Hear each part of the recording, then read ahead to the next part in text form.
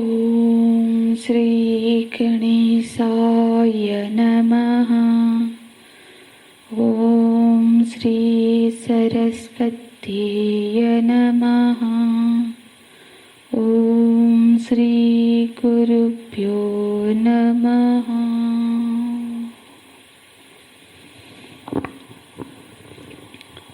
श्लोक नंबर 22 और 23 का पाठ करेंगे।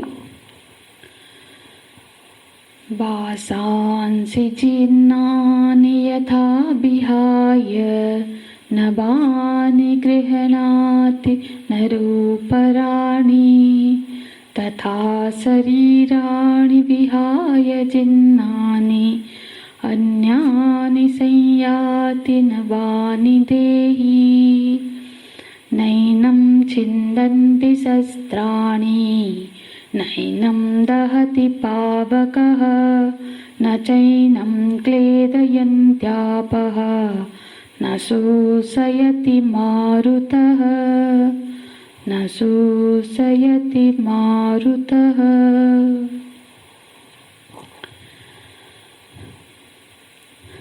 आत्मा के अविनाशित्व किस तरह की है, किसके सदृश है? आत्मानः अविनाशित्वं प्रतिज्ञातं तत्किम्। इसका वर्णन भगवान 22वें और 23वें श्लोक में करते हैं। भगवान इसके लिए पहले एक दृष्टांत देते हैं, फिर जाके दृष्टांत बताते हैं। बोलते हैं यथा नरः जिन्नानि वासांसि विहाय। सामने हमारे ग्रंथ होगा तो श्लोक को समझने में हमको आसानी रहेगी। बोलते हैं नरः जिन्नानि वासांसि विहाय। नर माने मनुष्य। जैसे मनुष्य जिन्नानि वासांसि विहाय, जिन्न वस्त्र मतलब पुराने वस्त्रों को त्याग करके फिर अपरानि नवानि वासांसि गृह्णाति। अपराणि मतलब दूसरे अन्य नवीन वस्त्रों को ग्रहण करता है। ये जो वासांसि है दोनों वाक्य के साथ जुड़ेगा। नरह यहाँ पे कर्ता हो गया। यथा दृष्टांत के संदर्भ में यहाँ पे यथा का प्रयोग हुआ है। जिन्नानि वासांसि विहाय मतलब पुराने वस्त्र छोड़ दे के और फिर नवीन वस्त्रों को धारण करता है। तथा मतलब ठीक ऐसे ही अब दृष्टांत बताते हैं। तथा देही, अब नर के जगह पर देही है। इस तरह से ये जो देही है, देही माने जो देह का मालिक है, जो देही है, जो देह में रहने वाला है। जिन्नानि शरीराणि विहाय, पुराने हो चुके ये शरीर को छोड़ देता है। फिर अन्यानि शरीराणि संयाति, अन्य शरीर को प्राप्त करता है। नवीन भी बोल सकते हैं, नवीन शरीर को प्राप्त करता है। संयाति माने गच्छति, संगच्छति, माने पुराने शरीर को छोड़कर यह नवीन शरीर को प्राप्त करता है। ये तो इसका शाब्दिक अर्थ हो गया। ऐसे ये जो श्लोक है ये समाज में अत्यंत प्रचलित है। लोग इसका काफ़ी बार उदाहरण देते हैं। और जो जिन्न शब्द के तात्पर्य को न समझकर अनेक उसकी आलोचना भी करते हैं कि उसकी मुख्य युक्ति ये देते हैं कि जो शरीर माने जो जिनका शरीर जिन्न नहीं था उनका भी तो मृत्यु होता है। जैसे कि बच्चों का भी बचपन में और युवावस्था में भी मृत्यु होती है तो फिर तब तो उनका शरीर जीर्ण नहीं होता है। तो असल में जीर्ण माने बूढ़ा नहीं होता है। हाँ, जीर्ण माने जिसका प्रारब्ध समाप्त हो गया है, चाहे बच्चा हो या जवान हो, चाहे बूढ़ा हो। बच्चे का भी प्रारब्ध भी समाप्त हो जाता है। तो जो उपादान में जो सामर्थ्य है, वासना सामर्थ्य, कर्म सामर्थ्य, निर्माता के संकल्प सामर्थ्य, उसका क्षीण होना ही शरीर का क्षीण होना है।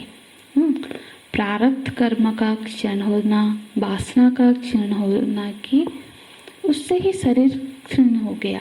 शरीरगत शक्ति का क्षीण होना ही शरीर का क्षीण होना है।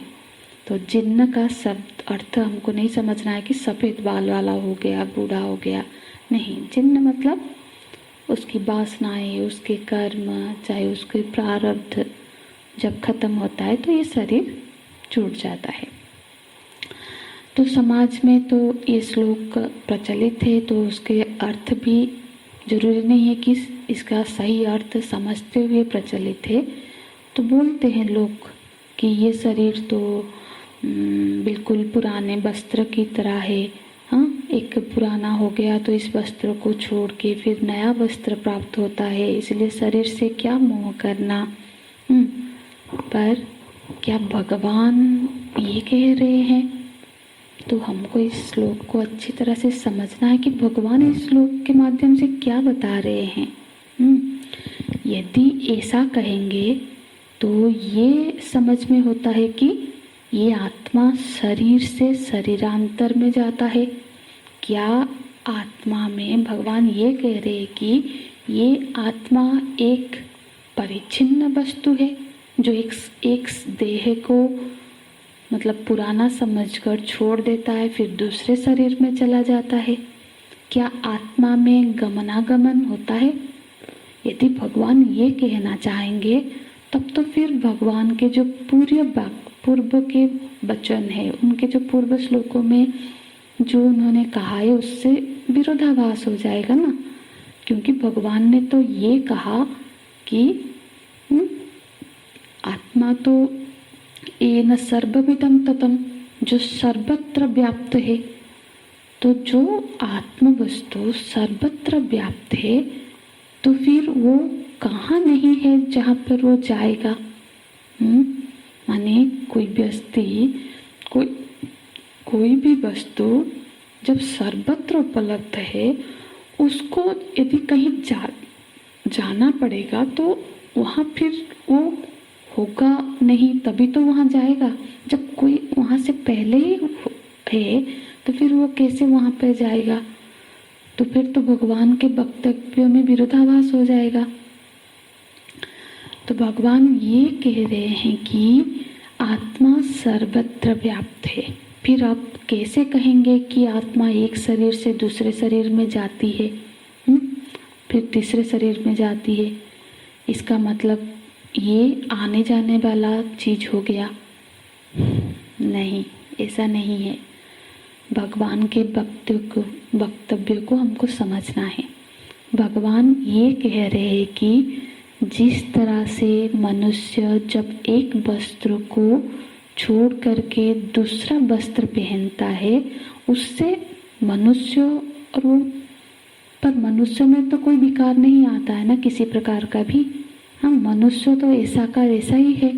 उसने सिर्फ एक वस्त्र को बदला, पर उसका बदलने से, वस्त्र के बदलने से उसमें कोई विकार नहीं आया, कोई परिवर्तन नहीं आया। तो अभिक्रिया जो स्वरूप का प्रतिपादन करने के लिए आत्मा के लिए यहाँ भगवान कह रहे हैं कि ठीक इसी तरह से शरीरों के परिवर्तन से आत्म वस्तु में किसी प्रकार का विकार नहीं होता है। आत्मा कहीं नहीं जाती है, कहीं जाती है, ये बताना इस श्लोक का प्रयोजन नहीं है। आत्मा तो वहीं का वहीं है, जहाँ है वो शरीरों में परिवर्तन दिखाई देता है। शरीरों के परिवर्तन से उसमें किसी प्रकार का विकार आ जाएगा, ये विकारित्व का निषेध करने के लिए भगवान इस श्लोक में वस्त्र का दृष्टांत देते हैं। तो कि जैसे वस्त्र बदलने पर जो वस्त्र को धारण करने वाला व्यक्ति में कोई विकार नहीं आता, कोई परिवर्तन नहीं आता, बस वस्त्र बदल के, ठीक इसी तरह से आत्मा में भी कोई विकार नहीं आता। तो भगवान गमनागमन नहीं बताना चाहते हैं। संसार में ऐसे ही इस श्लोक का अर्थ समझ लिया गया है कि गमनागमन तो होता है, पर गमनागमन जो हो रहा है वो सूक्ष्म शरीर का होता है, आत्मा का नहीं होता है। तो हमारी समझ इस श्लोक के संदर्भ में बिल्कुल क्लियर होना चाहिए कि इसमें भगवान आत्मा का गमनागमन नहीं बता रहे हैं। इसमें भगवान आत्मा के अविकारित्व, अविनाशित्व की सिद्ध कर रहे हैं कि जैसे शरीर वस्त्र बदलने से वो जो पुरुष, जो नर है, जो व्यक्ति है, उसमें कोई परिवर्तन नहीं होता है, उसी तरह से शरीर के बदलने से आत्म तत्व में कोई विकार नहीं आता है। और आगे के श्लोक में भगवान निर्विकारत्व का निषेध, मतलब यहाँ पे बोलते हैं कस्मात् अभिक्रिय इति आह। आत्मा सदा निर्विकार किस कारण से है, यही आगे के श्लोक में 23वें श्लोक में निर्विकारत्व का सिद्ध करते हैं। बोलते हैं नैनं छिन्दन्ति शस्त्राणि नैनं दहति पावकः न चैनं क्लेदयन्त्यापः न शोषयति मारुतः। एनं माने आत्मानं। एनं शस्त्राणि न छिन्दन्ति, इस आत्मा का छेदन शस्त्र नहीं कर सकता है। एनं पावकं न दहति, एनं आपः न क्लेदयन्ति। क्लेदयन्ति मतलब गीला करना, आप मतलब जल। और एनं मारुतः न शोषयन्ति। तो 4 तरह के विक्रिया का निषेध कर दिया। माने ये कहा गया है कि ये आत्मा वो है जिसका शस्त्र कभी छेदन नहीं कर सकती। शस्त्र माने यहाँ पे पृथ्वी तत्व को संबोधित है, क्योंकि शस्त्र तो पृथ्वी से ही बनते हैं। तो वाक्य अर्थ तो यही है कि इस आत्म वस्तु का पृथ्वी के द्वारा हनन नहीं किया जा सकता है, अग्नि के द्वारा इसका दहन नहीं किया जा सकता है, जल के द्वारा इसको गीला नहीं किया जा सकता है, और वायु के द्वारा इसको सुखाया नहीं जा सकता है। तो ये चारों ही तरह के क्रियाओं का निषेध है। मतलब इन 4 क्रियाओं से ही किसी को नष्ट करने में इन चारों के ही समर्थ है। तो जो शस्त्र से किसी को मार, मतलब कभी क्या होता है, शस्त्र से किसको मार दिया जाता है तो वो नष्ट हो जाता है, या फिर जला दिया गया अग्नि से तो नष्ट हो गया, जल में बहुत फिर वो गीला होके गल जाता है, नष्ट हो जाता है, या फिर कोई चीज़ सूख के, जैसे पत्ता सूख जाता है और फिर नष्ट हो जाता है, सूख के भी हवा से भी नष्ट होता है। पर ये जो चारों ही महाभूत थे, ये आत्म तत्व को नष्ट करने में समर्थ नहीं है। क्योंकि ये तो कार्य, तो इसका और थोड़ा सा विस्तार से कल की कक्षा में चर्चा करेंगे। हरि ओम तत्सत। ओम पूर्णमदः पूर्णमिदं पूर्णात् पूर्णमुदच्यते पूर्णस्य पूर्णमादाय पूर्णमेवावशिष्यते। ओम शांति शांति शांतिः। हरि ओम श्री गुरुभ्यो नमः। हरि ओम।